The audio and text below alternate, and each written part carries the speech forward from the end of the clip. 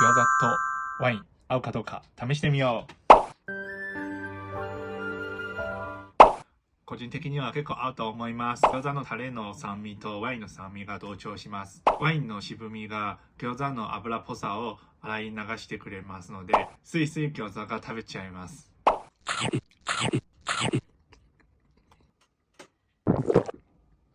今度餃子食べるとき、ぜひワインも飲んでみてください。乾杯。